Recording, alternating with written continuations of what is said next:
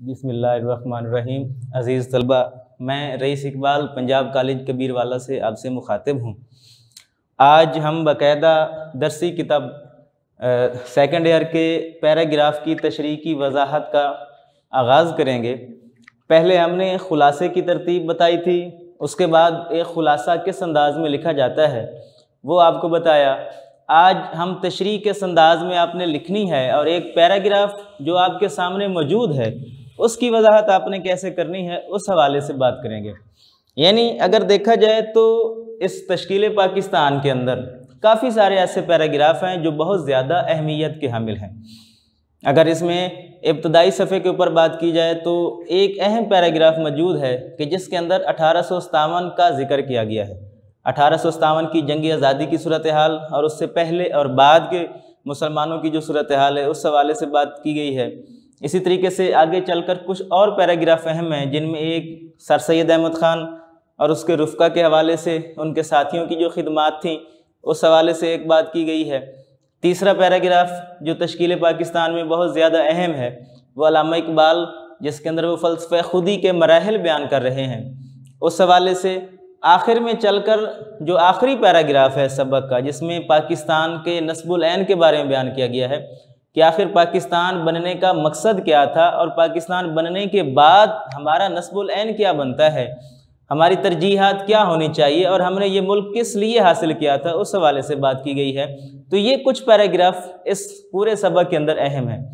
पूरा सबक हम अभी रीड नहीं करेंगे, इसको मुकम्मल नहीं पढ़ेंगे, हम इस सबक के अहम पैराग्राफ की वजाहत करेंगे और आपको एक तरीका मैं बताऊंगा कि किस अंदाज में किसी भी पैराग्राफ की एक बेहतर अंदाज में वजाहत की जा सकती है। यानी बच्चों के लिए जो सबसे एक मुश्किल मरहला होता है, खुलासा लिखना उनके लिए मुश्किल नहीं होता, किसी भी पैराग्राफ की वजाहत लिखनी और उस पैराग्राफ के अंदर मुनासिब हवाले ढूंढ कर मौजू हवाले उसके अंदर मुंतखब करके लगा देना, ये एक मुश्किल काम होता है। तो आज मैं आपको उस हवाले से कुछ बातें बताऊंगा, कुछ तकनीक बताऊंगा कि किस अंदाज में जब आपके सामने एक पैराग्राफ आता है तो आप उसकी वजाहत कर सकते हैं। तो तश्कील पाकिस्तान सबक का जो एक अहम पैराग्राफ हमने मुंतखब किया है वो पहले ही सफ़े पर मौजूद है, जिसके अंदर 1857 की सूरत हाल को बयान किया गया है। चूँकि ये एक तवील सबक है तो जब आप इसका सियाको सबाक लिखेंगे तो सियाको सबाक के अंदर ये पैराग्राफ, यानी अगर ये पैराग्राफ पेपर में आ जाता है और काफ़ी दफ़ा बोर्ड के पेपर में ये पैराग्राफ आ भी चुका है, अगर ये पैराग्राफ पेपर के अंदर आ जाता है तो आप इसके बारे में ये बयान करेंगे सियाको सबाक के अंदर कि ये पैराग्राफ सबक के इब्तदाई हिस्सा से लिया गया है, क्योंकि इससे आगे भी 5-6 सफ़े और मज़ीद इस सबक के अंदर मौजूद हैं और ये पहले ही सफ़े पर पैराग्राफ मौजूद है। पहला और दूसरा पैराग्राफ भी नहीं है, तीसरा पैराग्राफ है, इसलिए आप इसको दरमियान में लिखने की बजाय सियाको सबाक में ये बताएंगे कि ये पैराग्राफ इस सबक के इब्तदाई हिस्से से लिया गया है और उसके बाद मुसन्निफ़ ये बयान करता है और उससे पहले मुसन्निफ़ ये बयान करता है। तो इस अंदाज में आप इसका सियाको सबाक मुकम्मल करेंगे। तशरीही नुकात, जैसा कि पिछले लेक्चर में मैं आपको बता चुका हूँ कि जब आप तशरीह लिखेंगे तो तशरीह इस अंदाज में होनी चाहिए कि वो ऐसा ना लगे कि जैसे आपने खुलासा लिख दिया। अक्सर बच्चे ये गलती करते हैं कि जब पैराग्राफ की तशरीह करने लगते हैं तो पूरे सबक को वो उस तशरीह के अंदर बयान कर देते हैं और ये एक वाज़ेह गलती कर जाते हैं कि ये खुलासा नहीं है, ये तशरीह है, और तशरीह को खुलासे के अंदाज में लिखते हैं तो इसमें से उनके काफ़ी नंबर कम आ जाते हैं। ये चूँकि सबसे बड़ा सवाल है मजमून के अलावा, मजमून के बाद मजमून 20 नंबर पर मुश्तमिल है, उसके बाद पैराग्राफ की तशरीह 15 नंबर पर मुश्तमिल है और इसमें से बहुत कम नंबर बच्चों को मिलते हैं और उसकी वजह यह है कि वो हवाला मतन भी ठीक लिखते हैं, सियाको सबाक भी बहुत हद तक बेहतर लिख जाते हैं, लेकिन जब तशरीह की बारी आती है तो तशरीह के अंदर वो गलती कर जाते हैं कि उसके अंदर पूरा एक खुलासा बना के लिख देते हैं, जिस वजह से उसके 10 में से 5 या 4 नंबर से ज़्यादा वो हासिल नहीं कर सकते। इसलिए आप कोशिश करें कि तशरीह को खुलासे के अंदाज में लिखने की बजाय आप उस पैराग्राफ की वजाहत करें, यानी पूरे सबक की वजाहत करने की बजाय, ये पूरे सबक को तशरीह के अंदर लिखने की बजाय आप सिर्फ उस पैराग्राफ के अहम नुकात अलग करके देखें, गौर से पढ़ें इस पैराग्राफ के अंदर कौन सी ऐसी बात है कि जो वजाहत तलब है, जिसको तफसील के साथ लिखा जा सकता है, फिर आप उस नुकात को फैलाने की कोशिश करेंगे, उसकी वजाहत करेंगे तो वो तशरीह का एक दुरुस्त अंदाज होगा। फिर उसके मुताबिक मौजू और मुनासिब हवाले देंगे। यानी सबसे पहले मैंने आपको बताया था कि जब आप तशरीह का आगाज़ करेंगे, हवाला मतन लिखेंगे, सियाको सबाक आपने लिख लिया और तशरीह का जब आगाज़ करेंगे तो सबसे पहले आपने मुसन्निफ़ का तारुफ बयान करना है। जब भी आप कोई सबक पढ़ते हैं तो उसकी इब्तिदा हमेशा मुसन्निफ़ के तारुफ़ के साथ करें, ताकि आपको मुसन्निफ़ के हवाले से चंद बातों का पता चल जाए, और वो आप तशरीह के अंदर बुनियादी तौर पर भी लिख सकते हैं। मियाँ बशीर अहमद तश्कील पाकिस्तान के मुसन्निफ़ हैं, और तश्कील पाकिस्तान सिन्फ़ के एतबार से एक मजमून है। मियाँ बशीर अहमद का लिखा हुआ एक खूबसूरत मजमून, मियाँ बशीर अहमद ने और भी काफ़ी सारे मजमून लिखे, लेकिन तश्कील पाकिस्तान, जिसके अंदर उन्होंने पूरी पाकिस्तान की एक कहानी बयान की है और मुसलमानों का एक उतार चढ़ाव बयान किया है, 1707 से लेकर 1857 और फिर 1947 तक के हालात को बड़े खूबसूरत, जामे और मुख्तसर अंदाज में बयान किया है। तो ये एक उनका अहम मजमून है कि जिस वजह से उन्हें काफ़ी ज़्यादा शोहरत भी हासिल हुई। मियाँ बशीर अहमद 1893 में पैदा हुए, मुख्तलिफ़ इदारों से ज़ेवर तालीम से आरास्ता हुए, घर से अपनी तालीम का बाकायदा आगाज़ किया और फिर मुख्तलिफ़ इदारों में तालीम हासिल करते रहे। तश्कील पाकिस्तान इनका वाहिद मजमून नहीं है, इसके अलावा ये एक शायर भी थे, मुहक्किक भी थे, और भी काफ़ी सारे मज़ामीन इन्होंने लिखे हैं और वो शाहकार मज़ामीन हैं। तहरीक पाकिस्तान के सरगर्म रुकन और कैद आज़म के करीबी साथी भी रहे।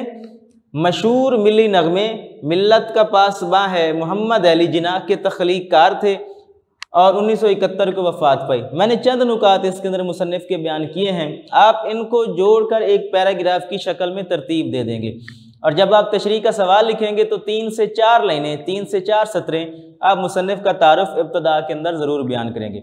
फिर आप उस पैराग्राफ की तरफ आएंगे कि जिसकी आपने वजाहत करनी है, जिसको आपने फैलाना है, और उसको गौर से पढ़ेंगे। हर सबक के अंदर और जो भी पैराग्राफ आपसे पूछा जाता है उसमें कुछ नुकात ऐसे ज़रूर होते हैं जो वजाहत तलब होते हैं, जिनकी आप वजाहत कर सकते हैं, जिनको आप फैला सकते हैं, जिनकी तौज़ीह कर सकते हैं। इसी तरह जिस पैराग्राफ का हमने इंतखाब किया है वो तश्कील पाकिस्तान के पहले सफ़े का आखिरी पैराग्राफ है, और जिसके अंदर 1857 के हवाले से कुछ तज़किरा मौजूद है। यानी ये पैराग्राफ जिसमें इब्तिदा होती है आपके तश्कील पाकिस्तान के पहले सफ़ा पर कि 1857 में मुसलमानों की रही सही इज़्ज़त खाक में मिल गई, और ये पैराग्राफ जब इख्तिताम होता है तो वहाँ इदारों से ये बेजार नज़र आते थे। तो ये वो पैराग्राफ है कि जिस हवाले से मैं आपको बताऊंगा कि आपने इसकी तशरीह कैसे करनी है। ये एक अहम पैराग्राफ भी है और काफ़ी दफ़ा ये पेपर के अंदर भी आ चुका है। अब आप अगर इस पैराग्राफ के कुछ नुकात अपने जहन में बना लें और उसकी कुछ मशक कर लें तो आप आसानी से 2 से 2.5 सफ़े इसकी तशरीह कर सकते हैं।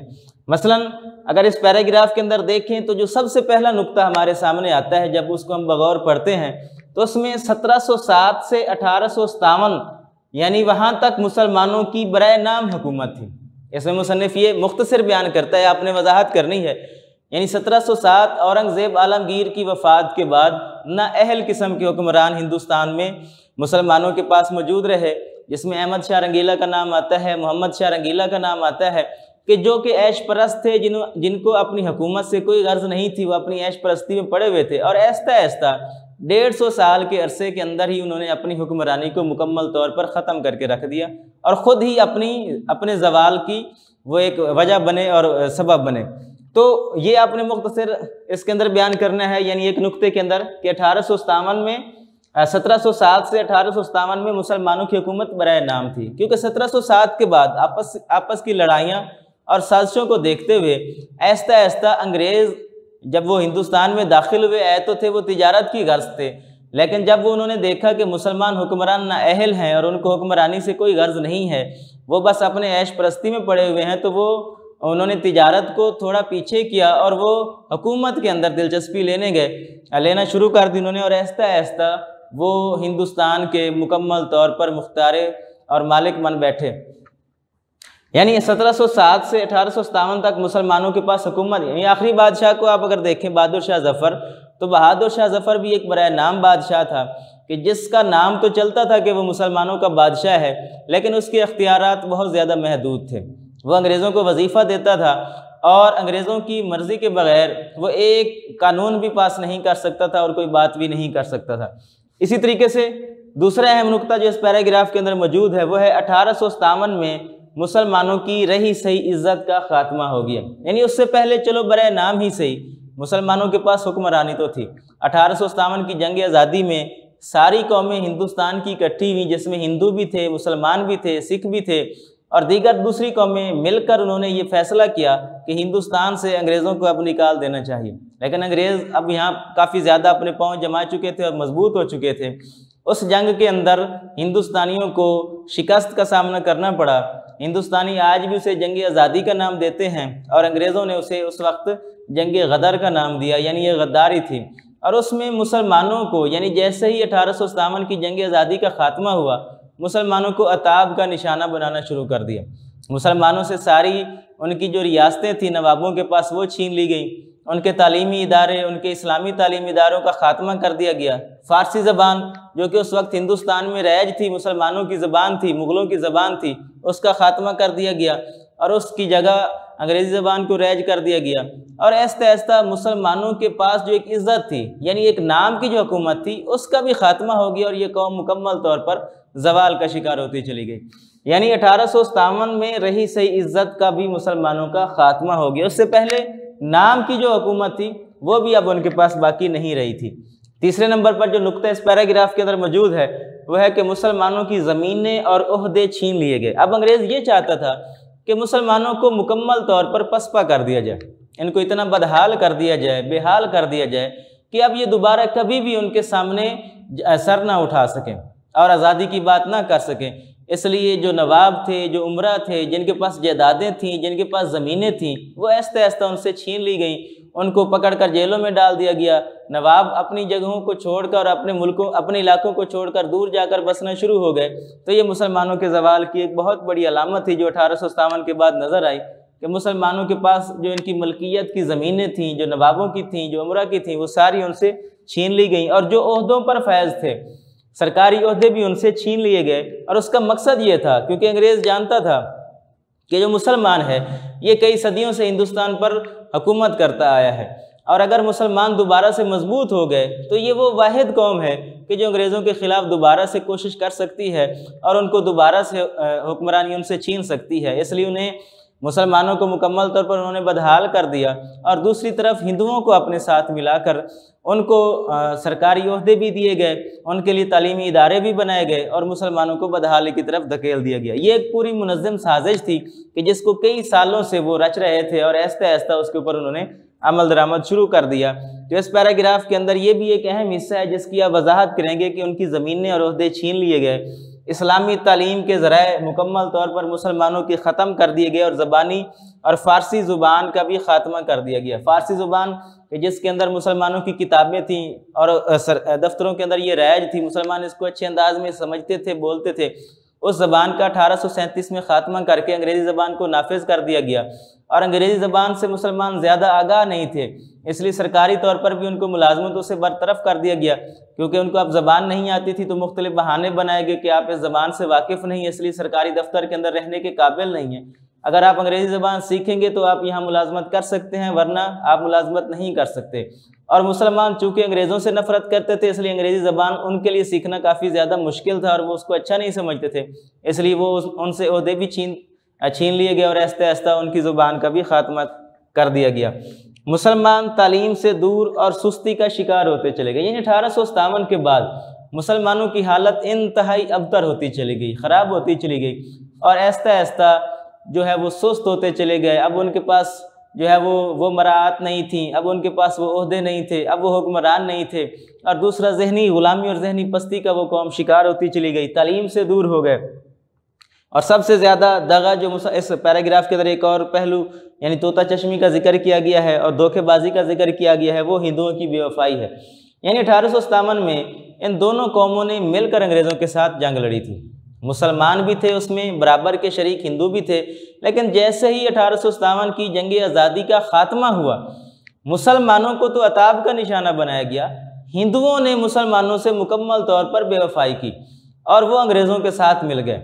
इस चीज़ का मुसलमानों को और भी गुस्सा आया, मुसलमानों को और भी इस चीज़ ने ज़्यादा तड़पाया। इस पैराग्राफ के अंदर भी इस फ़िक्रे की वजाहत की गई है कि हिंदुओं की बेवफाई ने मुसलमानों के ज़ख्मों पर मज़ीद नमक छिड़का।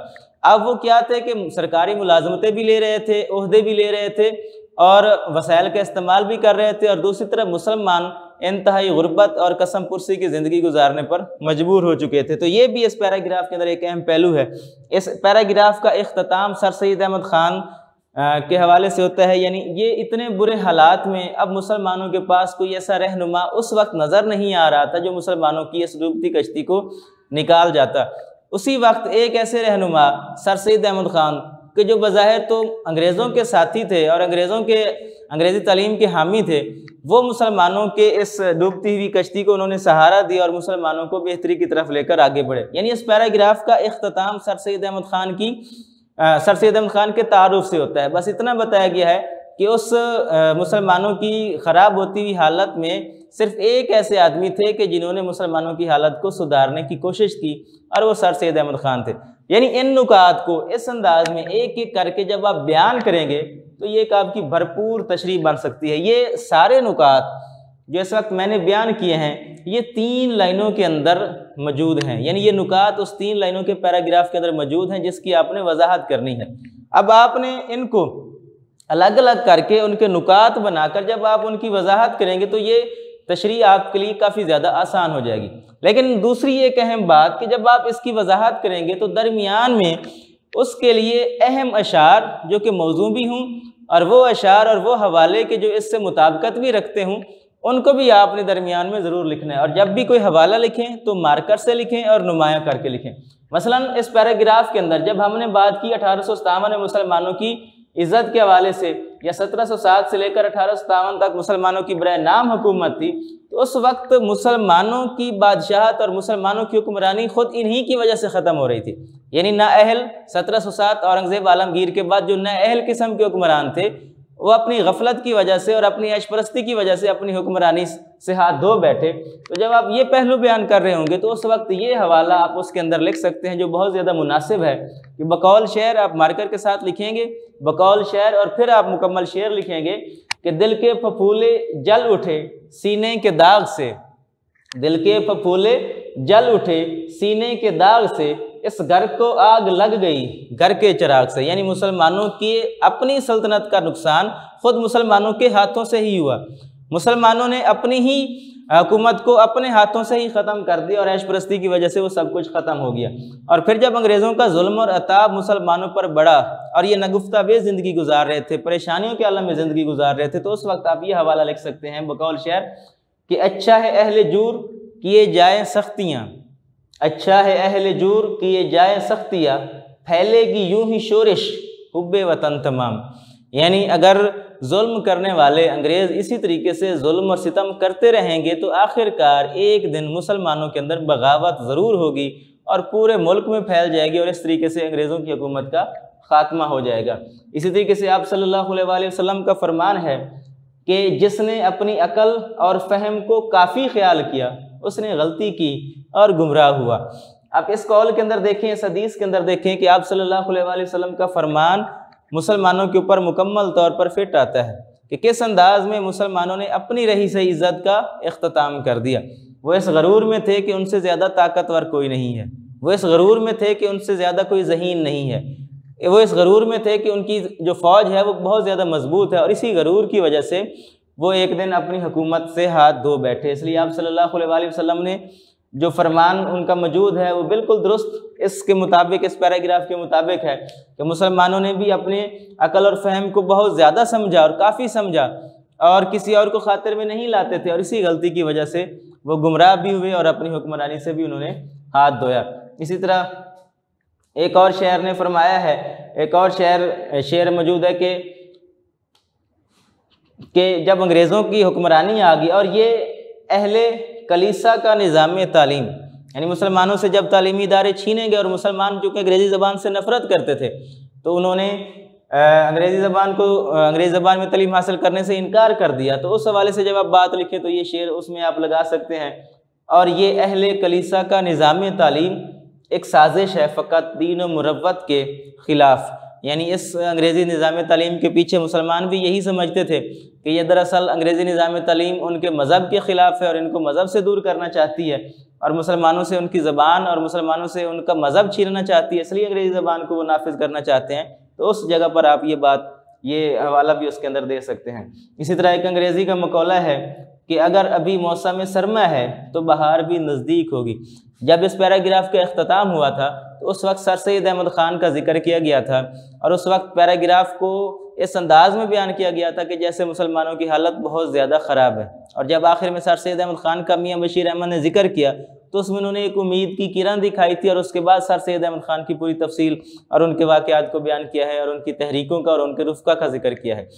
यानी एक उम्मीद की किरण वहाँ पर नज़र आती है और एक उम्मीद दिलाने की कोशिश की है।